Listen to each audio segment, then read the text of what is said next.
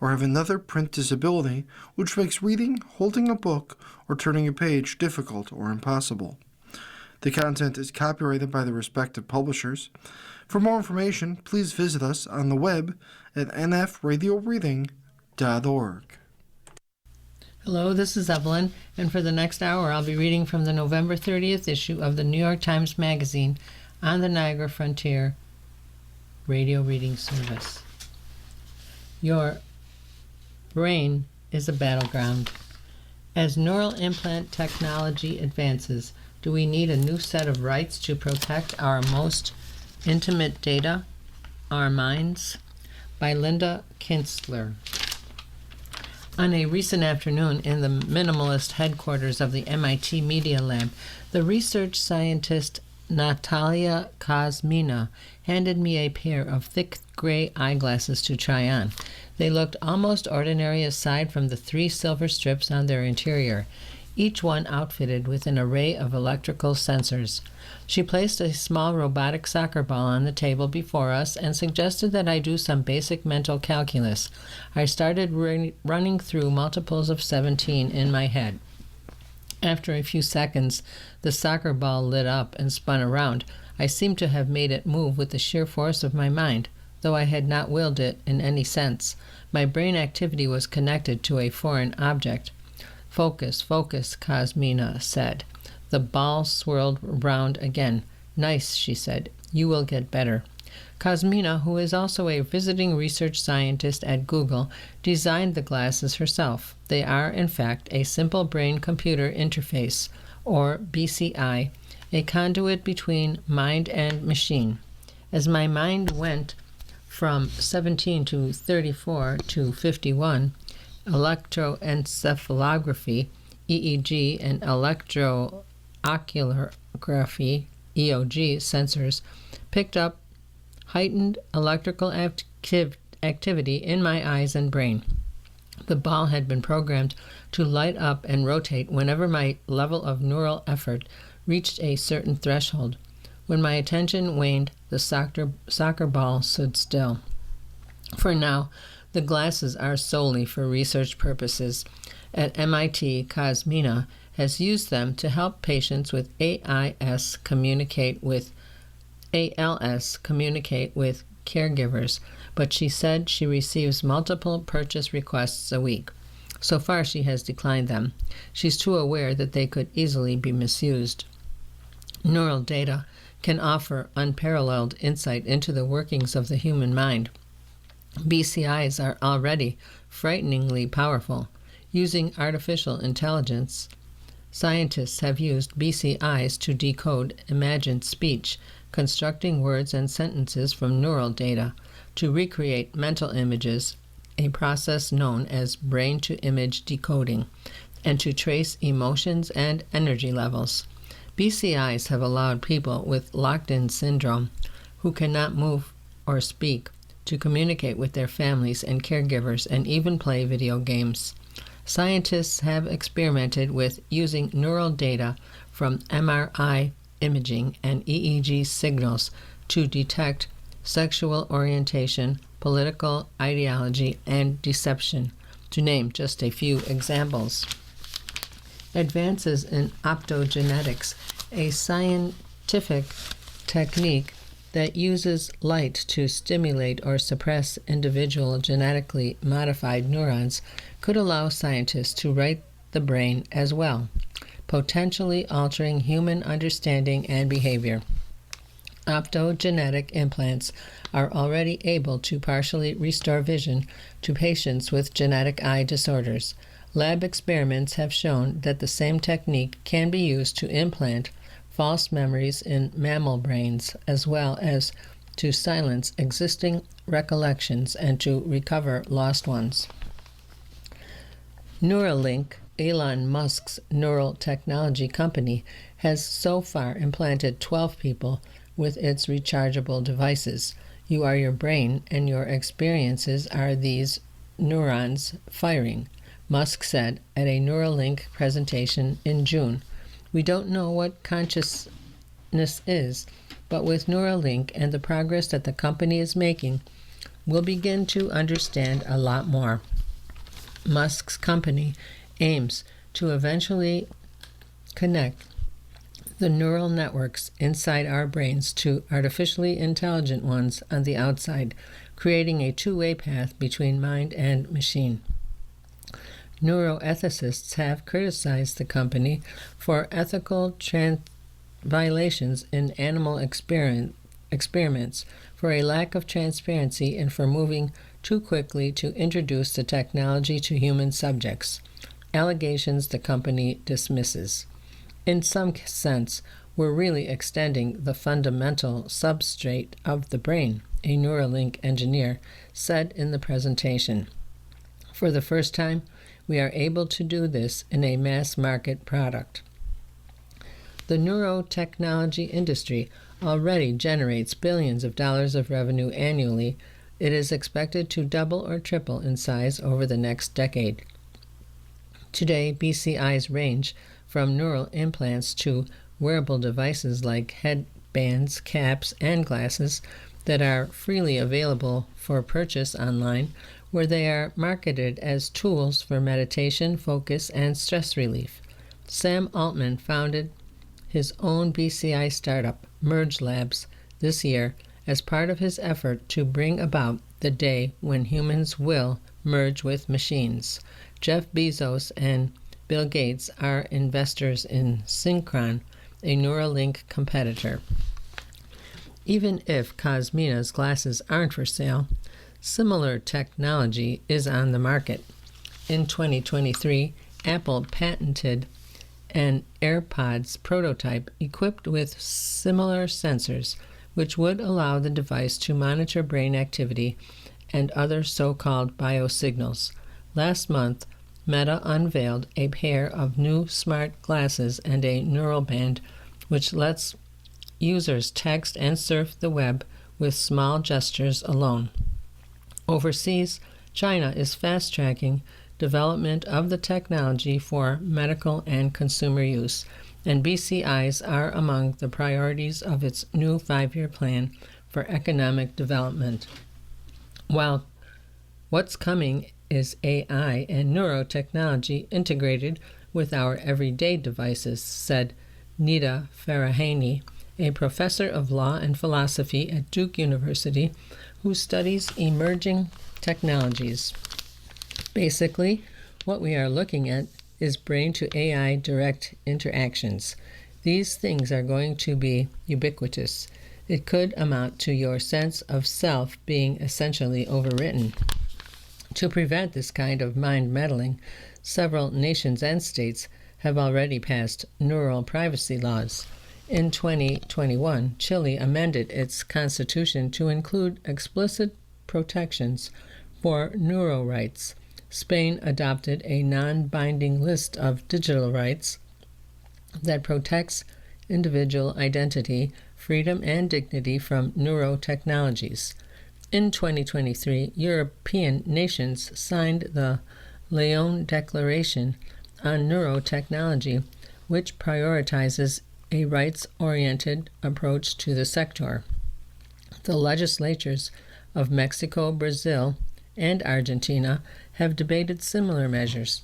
California, Colorado, Montana, and Connecticut have each passed laws to protect neural data.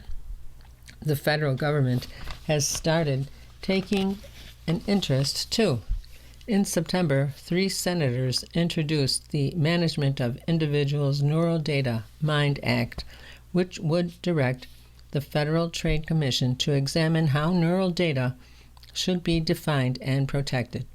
The Uniform Law Commission, a nonprofit that authors model legislation, has convened lawyers, philosophers, and scientists who are working on developing a standard law on mental privacy that states could choose to adopt. Without regulations governing the collection of neural data and the commercialization of BCIs, there is the real possibility that we might find ourselves becoming even more beholden to our devices and their creators than we all already are. In clinical trials, patients have sometimes been left in the lurch, Some have had to have their BCIs surgically explanted because funding for their trial ran out. And the possibility that therapeutic neurotechnologies could one day be weaponized for political purposes looms heavily over the field. Musk, for example, has expressed a desire to destroy the woke mind virus. As Quinn Slobodian and Ben Tarnoff argue in a forthcoming book, it does not require a great logical leap to suspect that he sees Neuralink as part of a way to do so. The Spanish neurophysiologist Jose Delgado made headlines in 1965 after he used implanted brain electrodes to stop a charging bull in its tracks. He bragged that he could play the minds of monkeys and cats like electronic toys. In a 1970 interview with the New York Times, Delgado prophesied that we would soon be able to alter our own mental functions as a result of genetic and neuroscientific advances. The question is, what sort of humans would we like ideally to construct, he asked. The notion that a human being could be constructed had been troubling philosophers, scientists, and writers since at least the late 18th century, when scientists first manipulated electric currents inside animal bodies. The language of electrification quickly seeped out of science and into politics. The historian Samantha Wessner has shown that in France, Jacobin revolutionaries spoke of electrifying people to recruit them to their cause, and writers toyed with the possibility that political sentiment could be electrically controlled. 2 centuries later, when Delgado and his colleagues showed that it had become technically possible to use electricity to alter the workings of the animal mind, this too was accompanied by an explosion of political concern about the relation between the citizen and the state. Because the thinking subject is by definition a political subject, the very presence of mind is a political presence, argues Danielle Carr, a historian of neuroscience. The potential to alter the human brain was also understood as a threat to liberal politics itself. In the United States, where the Cold War fueled anxiety about potential brainwashing technologies, Delgado's work was at first approached with wonder, but it soon fell under increasing suspicion. In 1953, the director of the CIA, Allen Dulles, warned that the Soviet government was conducting a form of brain warfare to control minds.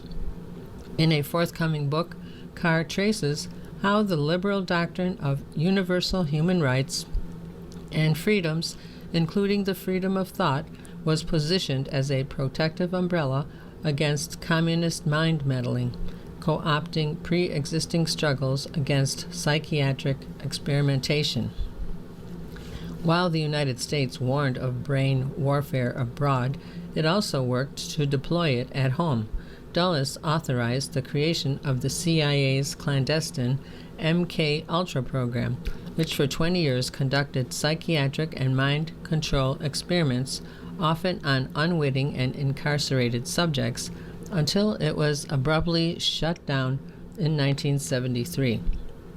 Around this time, the University of California, Los Angeles sought to create a center for the study and reduction of violence, leading to widespread speculation that the center would screen people in prisons and mental hospitals for indications of aggression and then subject them to brain surgery. An outcry led in part by the Black Panthers shut down funding for the initiative. These developments raised public awareness of neural technologies and contributed to the elevation of laws and rights as a stopgap against their worst uses. We believe that mind control and behavior manipulation are contrary to the ideas laid down in the Bill of Rights and the American Constitution, the Republican lawmaker Stephen Sims argued in a 1974 speech. Over the next decades, the development of neurotechnology drastically slowed. By the 1990s, the end of the Cold War dispelled concerns about communist mind meddling, and the political climate was ripe for reconsideration of the promise and perils of neurotech.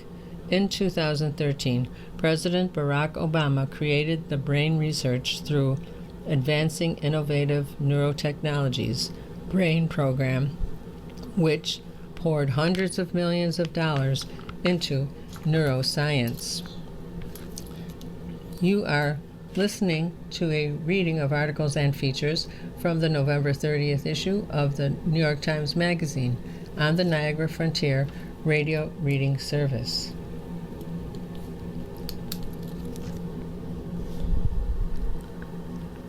As experimentation progressed, so did the medical and therapeutic uses of BCIs. In 2004, Matthew Nagel, a tetraplegic, became the first human to be implanted with a sophisticated BCI for individuals who cannot move or speak. Those who are living with degenerative disease or paralysis, for example, advances in neural implants have been transformative. This year, Bradford Smith, who lives with ALS and was the third person to receive a Neuralink implant, used the AI chatbot Grok to draft his ex-posts. Neuralink does not read my deepest thoughts or words I think about, Smith explains in an AI-generated video about his experience. It just reads how I want to move and moves the cursor where I want. Because he received the implant as part of a clinical trial, Smith's neural data is protected by HIPAA rules governing private health information. But for mass-market consumer devices like EEG headbands and glasses, for example, that can be used to enhance cognition, focus, and productivity rather than simply restore brain functions that have been compromised, there are very few data protections. The conflation of consumer and medical devices and the lack of a consistent definition of neural data itself adds to the confusion about what is at stake, said Lee Hochberg, a neuro-intensive care physician, neuroscientist, and director of BrainGate Clinical Trials. It's a good societal conversation to have, to reflect on what we individually believe should remain private. In 2017, driven by a sense of responsibility and terror about the implications of his own research, Raphael Yuste, a neuroscientist at Columbia University, convened scientists, philosophers, engineers, and clinicians to create a set of ethical guidelines for the development of neurotechnologies. One of the group's primary recommendations was that neuro rights protecting individual identity, agency, and privacy, as well as equal access and protection from bias, should be recognized as basic human rights and protected under the law. Yuste worked with the lawyer Jared Genzer to create the Neuro Rights Foundation in 2021. Together, they surveyed 30 consumer neurotech companies and found that all but one had no meaningful limitations on retrieving or selling user neural data. There is consensus that some regulation is necessary given the risks of companies and governments having unfettered access to neural data, and that existing human rights already offer a small degree of protection. But neuroscientists, philosophers, developers, and patients disagree about what kinds of regulations should be in place and about how neuro rights should be translated into written laws. If we keep inventing new rights, there is a risk that we won't know where one ends and the other begins, said Andrea Lavazza, an ethicist and a philosopher at Pegaso University in Italy, who supports the creation of new rights.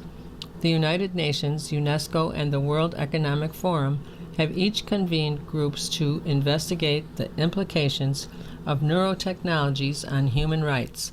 Dozens of guidance documents on the ethics of the field have been published.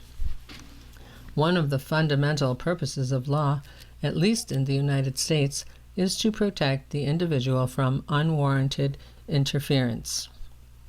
If neurotechnologies have the potential to decode or even change patterns of thought and action, advocates believe that law has the distinct capacity to try to restrain its reach into the innermost chambers of the mind. And while freedom of thought, conscience, opinion, expression, and privacy are all recognized as basic human rights in international law, some philosophers and lawyers argue that these fundamental freedoms need to be updated and reinterpreted. If they have any hope of protecting individuals against interference from neural devices because they were conceived when the technology was only a distant dream. Farahany, the law and philosophy professor at Duke, argues that we need to recognize a fundamental right to cognitive liberty, which scholars have defined as the right and freedom to control one's own consciousness and electrochemical thought process, to protect our minds. For Farahany, this kind of liberty is a precondition to any other concept of liberty, in that if the very scaffolding of thought itself is manipulated, undermined, interfered with, then any other way in which you would exercise your liberties is meaningless. Because you are no longer a self-determined human at that point, to call for the recognition of a new fundamental right or even for the enhancement of existing human rights is, at the moment, a countercultural move. Over the past several years, human rights and the international laws designed to protect them have been gravely weakened, while technologies that underlie surveillance capitalism have grown only more widespread. We already live in a world awash with personal data, including sensitive financial and biological information. We leave behind reams of revealing data wherever we go, in both the physical and digital worlds. Our computer cameras are powerful enough to capture our heart rates and make medical diagnosis. Adding neural data on top of this might not constitute such an immense shift, or it might change everything, offering external actors a portal into our most intimate and often unarticulated thoughts and desires. The emergence of BCIs during the mid-20th century was greeted and ultimately torpedoed by Cold War liberalism. Dulles, the CIA director, warned that mind control techniques could thwart the American project of spreading the gospel of freedom. Today, we lack a corresponding language with which to push back against the data economy's expanding reach into our minds. In a world where everything can be reduced to data to be bought and sold, where privacy regulations offer only a modicum of protection, and where both domestic and international law have been weakened, there are few tools to shield our innermost selves from financialization. In this sense, the debate over neuro rights is a kind of last-ditch effort to ensure that the hard-won protections of the past century carry over into this one, to try to prevent the freedom of thought, conscience, and opinion, for example, from being effectively suppressed by the increasingly algorithmic experience of everyday life. How much privacy might we, as a society, be willing to trade in exchange for augmented cognition? In 3 years, we will have large-scale models of neural data that companies could put on a device or stream to the cloud to try to make predictions. said Mackenzie Mathis, a neuroscientist at the Swiss Federal Institute of Technology, Lausanne. How those kinds of data transfers should be regulated, she said, is an urgent question. We are changing people, just like social media or large language models changed people. Under these conditions, the challenge of ensuring that individuals retain the ability to manage access to their innermost selves, however defined, becomes all the more acute. Our mental life is the core of our self, and we used to be sure that no one could break this barrier, Lavazza said. The collapse of this surety could be an invitation to dread a future in which the unrestricted use of these technologies will have destroyed society as we know it, or it could be an occasion to rethink the politics that got us here in the first place. The writer who stopped time, Solveig Ball, spent 30 years composing a 7-part novel about one day, and it has made her an unlikely literary sensation. By Dennis Zhu. To get to Aro, the island in the Baltic Sea where the Danish writer Solveig Ball lives, I took a plane, 2 trains, a ferry, and a bus. After landing in Copenhagen in the summer of 2024, I took a train to Svendborg, the southernmost town on the island of Funen, and waited to board the ferry. Groups of teenagers sported the caps that distinguish a recent secondary school graduate. I eventually arrived on Aro and made my way to the town where Ball lives.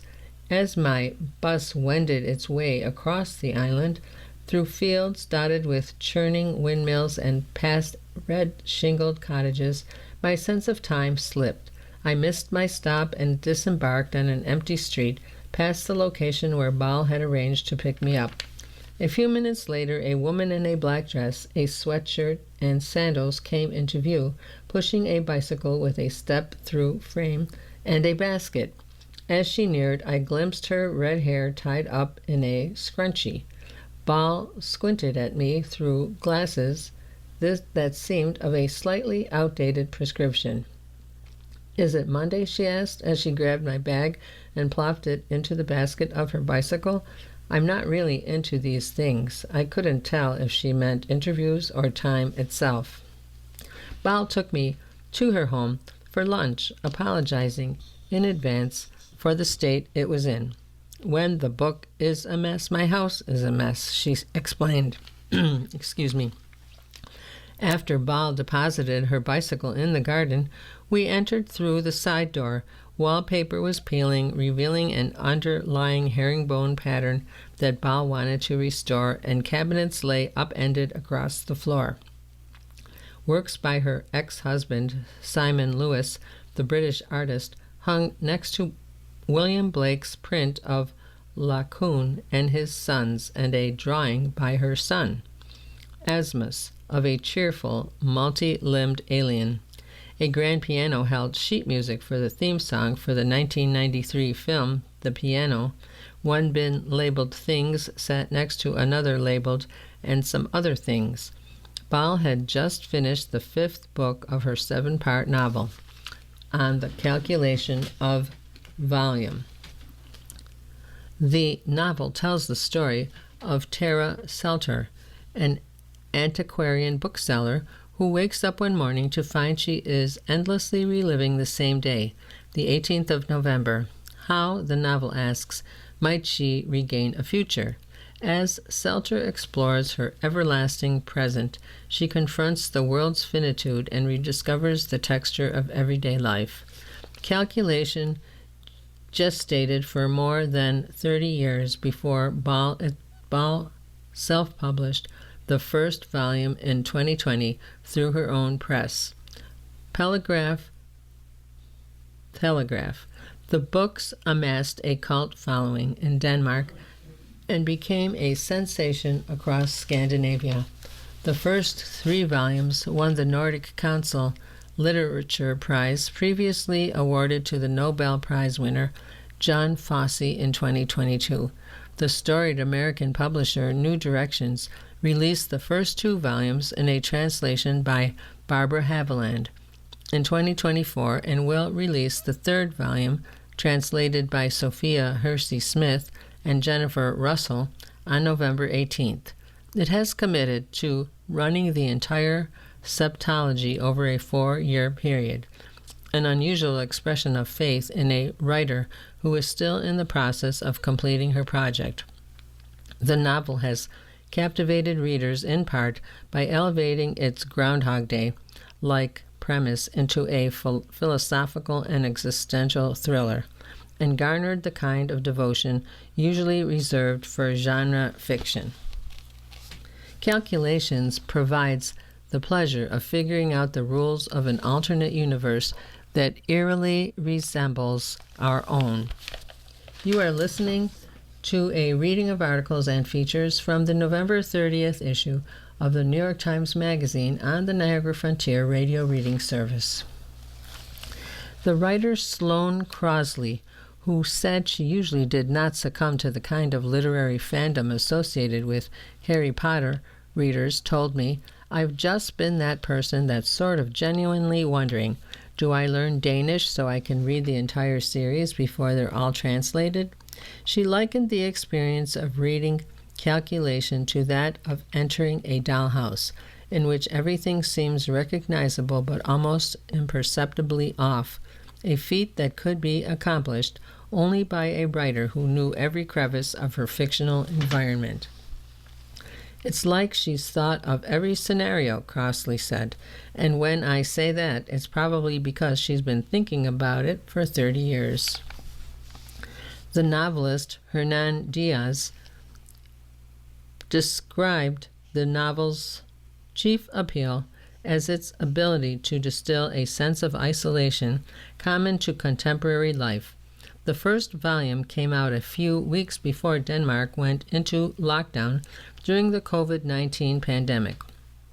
It has to do with an emotional kind of truth," Diaz explained. "How lonely we are, how stuck we are, how hard it is for all of us to reach across and touch someone. I had expected Bal to be a recluse. To some extent, that's true. She refuses to fly or drive and rarely leaves the island, even after her novel's success. But she is also a thoughtful, impish interlocutor who is very much in the world. During our conversations, Bal often spoke in long tangents, jumping from her research into subjects like aesthetic theory to a discussion of the nature of time, as if she had momentarily lost the plot or was testing her interlocutor's patience. As Bal cubed cantaloupe and mandolined hard-boiled eggs into a Medici salad, I sensed that Bal had simply decided to live her life at a different pace and from a different vantage point, the better to diagnose our unwillingness both to acknowledge existential threats and to appreciate the quotidian pleasures that they might extinguish. Bal was born in a small town on Denmark's Jutland Peninsula in 1962. Her father worked as a special education teacher, her mother as a nurse. Both parents came from poor families with backgrounds in farming and gardening. They encouraged Bal to read widely but never conceived of writing as a career, which she described to me as somebody else's house, a place she could never fully occupy. Still, when she was 16, Bal completed a series of short stories, mostly inspired by the lives of her classmates.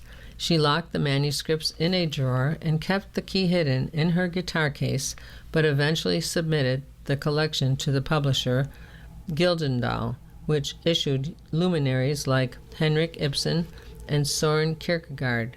They rejected the stories, but encouraged her to keep writing. A friend found the rejection letter in the publisher's archive decades later, after Gyldendal went on to publish Bal. In 1979, when she was 17, Bal traveled to Paris to work as an au pair and eventually lived as one of the tumbleweeds at the legendary bookstore Shakespeare and Company, where she helped out in exchange for a bed on the shop's second floor. She spent her 20s as an itinerant student taking classes with the feminist philosopher Julia Kristeva and at the Sorbonne. In 1990, she followed a boyfriend to Cornell in Ithaca, New York, where she took classes in the philosophy of language and logic. That same year, she and the boyfriend went on a road trip through the United States and married on a whim while passing through Las Vegas. All the while, she was writing her first novel, a retelling of Robinson Crusoe, titled Lirifugi, the Lyre Bird, was published in 1986. It told the story of an island populated by women who were all called variations on the word Friday, the name of Crusoe's faithful servant. By 1987, Ball had enrolled in a new writing school in Copenhagen, simply called the Writers' School. There she met Christina Hesselholt, the novelist who would become her close friend and first reader. Together, they taught classes at the school, edited a literary magazine called Den Blå Port, the Blue Door, and were part of a new generation of women writers in Denmark, whereas previous women had published barrier-breaking confessional work that explored autobiography. Ball's generation gravitated toward more objective or philosophical themes, often in experimental forms that straddled the novel, essay, poetry, and short story. They devised a sharp, minimalist style to convey the urgency of the physical, concrete experiences of women's lives. In the 90s, we were quite interested in not using psychology in our writing. Hesselholt explained to me. We were more interested in phenomenology, and a way to avoid psychology was not to work with characters, but with containers. Using these containers freed them to study women's perspectives on the world rather than the content of their lives. Writers like Ball and Hesselholt asked a simple question: what does the world look like if readers are forced to take feminine experience as a given? Ball remembered studying Hegel and concluding that he had forgotten to think about women. He had to make a whole story about guys going to war in order to encounter death without having to look at people in childbirth, she told me. And I remember sitting in that room and looking at these texts, and I was ready just to put my hand up and say, why doesn't he look to the right instead of to the left? Ball has spent her career reconsidering what kinds of perspectives deserve attention.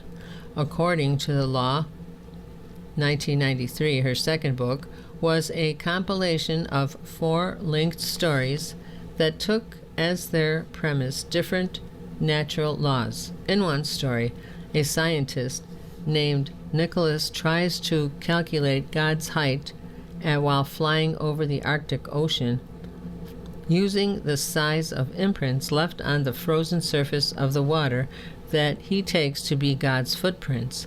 It's a farcical idea, but Ball treats it with all the seriousness of physics. After roughly calculating the size of one of those footprints, Nicholas asserts that if it were true that man had been created in God's image, then all they needed in order to calculate God's size was a figure representing the ratio between the size of a person's footprint and their height. Nicholas removes his shoes and socks, and the reader is treated to a closely narrated series of measurements that determines God's height to be 211 kilometers. The story carries Ball's hallmark self-consciously clinical prose, a sharp sense of humor, and a skepticism toward the hubris that drives our pursuit of knowledge. At the same time, it carries a touching conviction that human beings carry within themselves the scales to measure the unfathomable, or at least to try to do so, no matter how foolish or fruitless an enterprise. According to the law, which was translated into more than 10 languages and published in Britain and the United States in 1996, was a success both at home and abroad, and became a fixture of Danish secondary school and university classrooms. But having a public profile became too much for Ball. There was a significant amount of expectation that she would follow up with more conceptually weighty fiction. Instead, her new book, Eller, 1998, was a collection of delicate poetic fragments. Her personal life, meanwhile, became turbulent. In 1996, she and her first husband divorced. The next year, she met Louis at an artist's residency in Germany, and the year after that they married. She also finally received her bachelor's degree, having pursued it intermittently for 14 years. The pair returned to Copenhagen together, but left soon afterward. Ball described the decision as primarily financial, given that she and Louis had begun discussing having a family. In 2002, Ball gave birth to her son, Asmus. 3 years later, her family moved to Arrow. In the literary world, however, Ball's absence felt to some like an abdication. She was the young hope of Danish literature, as one Danish newspaper put it. But then Solveig Ball was gone. Ball described her first years on the island as a blur, as she and Louis balanced renovating their home and raising their child. Before, Ball worked an average of 80 hours a week. Now she ate breakfast on the beach with her family, picked strawberries, and made jam, shepherded Asmus to and from daycare. A book about aesthetics came out in 2005, then a memoir in 2008. Both went without much notice, and soon, Ball recalls, Gyldendal began pulping Ball's overstock without informing her. Annoyed, Ball bought back the rights to her work and set up Telegraph in 2011. As a teenager, Asmus became her business manager. He would drop off copies of his mother's books with booksellers by bicycle. Simultaneously influenced by experiments in time like James Joyce's Ulysses and Thomas Mann's The Magic Mountain, Ball was steadily working on what would become calculation. As early as 1987, she had the concept for a novel in which a single day repeats itself. At one point, she wrote a draft and threw it away. But as the years passed, she found herself unable to relinquish the idea. Ball and Louis divorced. Asmus grew older, and eventually Ball had the house to herself. Through all the change, she grew accustomed to living alongside her protagonist, Tara Selter, who runs a rare book business with her husband Thomas, from their home in the north of France. When Tara travels to Paris as part of a book-buying trip, she discovers that time has fallen apart. On November 18th, in an unspecified year, she wakes up in her hotel room, eats breakfast in the hotel restaurant, gathers a few tomes on subjects including the history of potable water and celestial bodies, visits a numismatist friend specializing in ancient Roman coins, and talks to Thomas on the phone before falling asleep. The next day, she notices another hotel guest dropping a slice of bread on the floor in an eerily identical manner to the prior day. Newspapers and receipts display the date as the 18th, and not one of her acquaintances, including Thomas, remembers their conversations from the day before. Calculation takes the form of a journal with entries according to the date of Tara's confinement, a year's worth by the end of Volume 1, more than 1,000 by the end of Volume 2. Ball's decades-long grounding in philosophy shapes not only the book's details, but its very framework. A presiding interest in Ball's writing is what the historian of science Thomas Kuhn called the paradigm shift, the notion that human knowledge progresses through seismic disruptions that force us to revise our understanding of how reality functions. As Tara documents her investigations with a rigor that approaches the scientific method, her journal entries trace the ways that her new reality is no longer commensurate with the old. Now that she lives across a rift in time from her loved ones, she must rethink everything from how she interacts with her environment to the nature of love and domesticity. You are listening to a reading of articles and features from the November 30th issue of the New York Times Magazine on the Niagara Frontier Radio Reading Service. We learn very little of Tara's background, other than a few details about her childhood and marriage. Instead, the novel pays obsessive attention to the logistics of her experience. What happens to possessions in such a world, to garbage, to money, to our sense of self? The things that Tara purchases have a tendency to disappear overnight until she discovers that she can sleep with them under her pillow. The items she consumes from the grocery store do not always reappear on the shelves the next day. Digital records evaporate overnight. In paying attention to these phenomena, Tara becomes aware of the world in a new way. She quickly realizes, for example, that nothing she eats ever returns. It was the who made things disappear, she says. I am living in a time that eats up the world.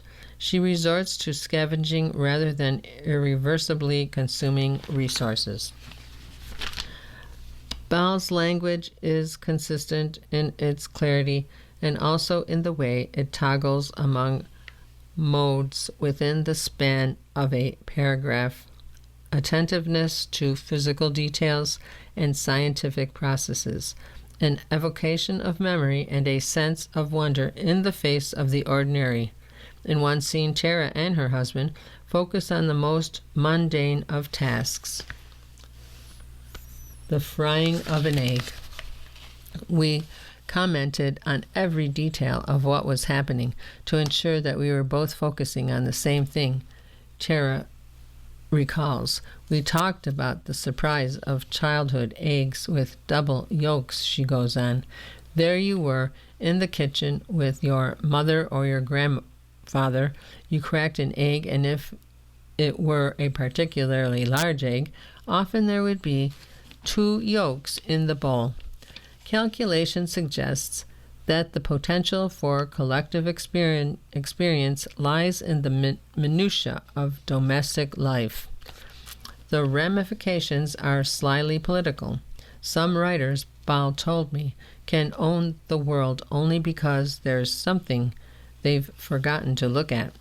Unlike her Scandinavian colleagues, Karl Ove, Knausgaard, and John Fosse, whose own multi-volume novels employed a repetitive obsession with the banal to explore their autobiographies or the intricacies of religious transcendence, Ball turns out toward the world, not away from it, in Calculation.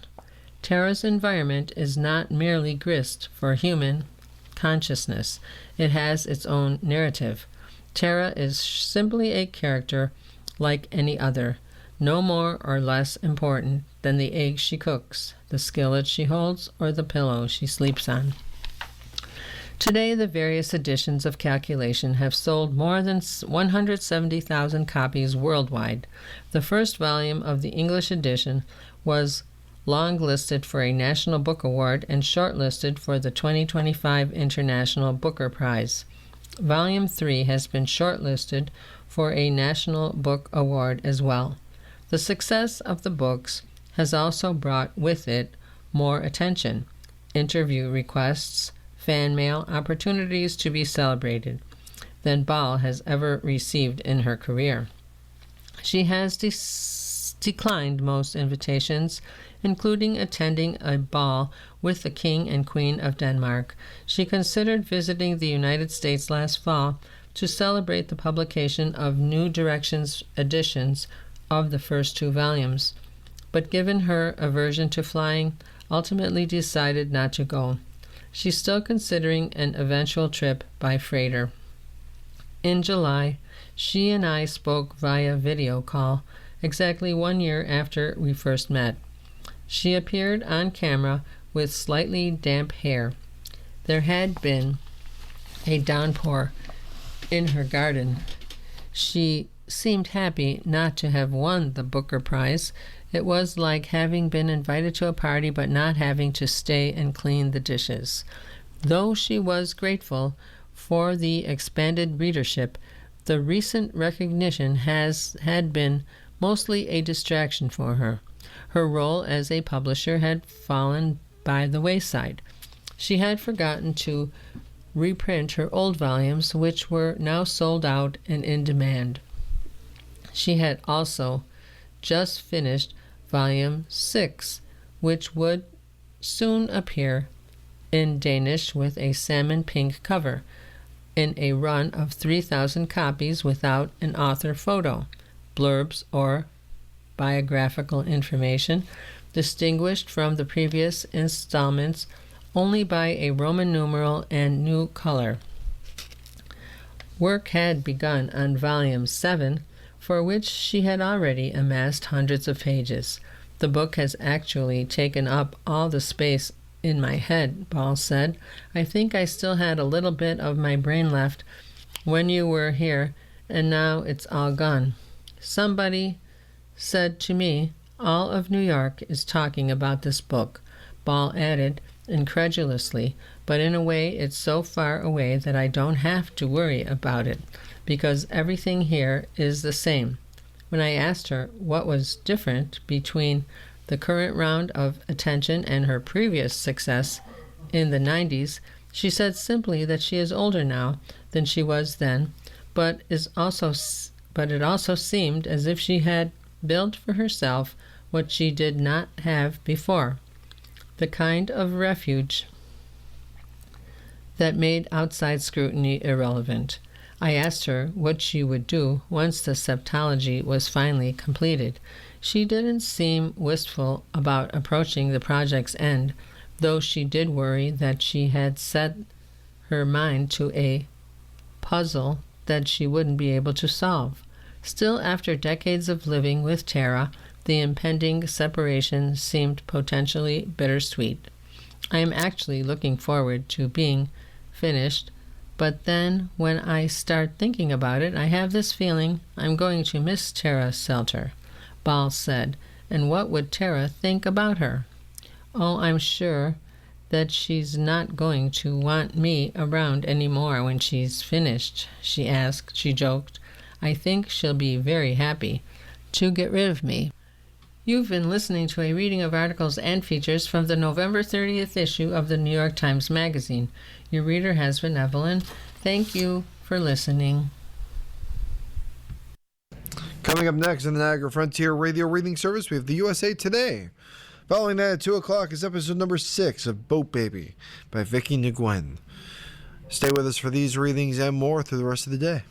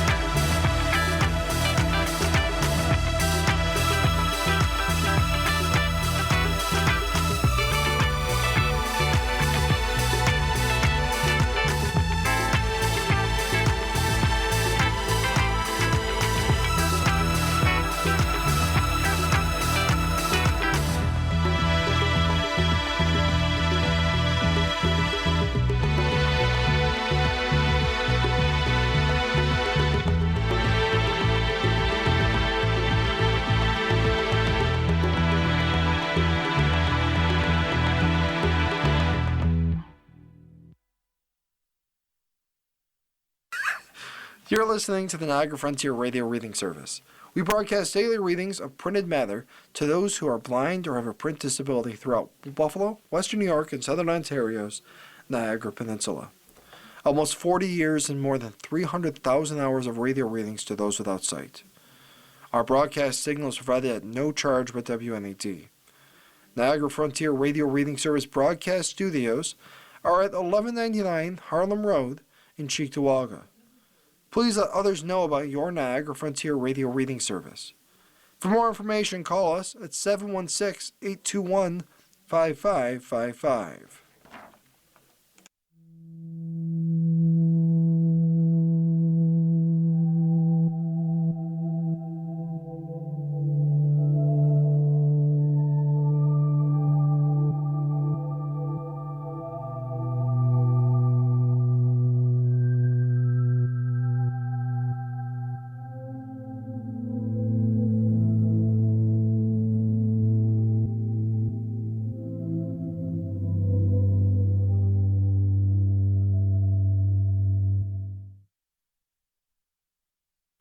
Hello,